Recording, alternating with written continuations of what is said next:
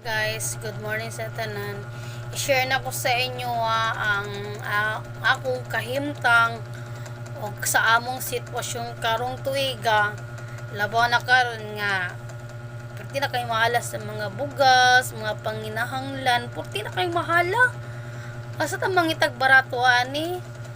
Pati ang bugas, 50 kapin na ang mga kinahanglan paliton laban ng mga dayapera nakatubo na gyud ilang mga presyo nila.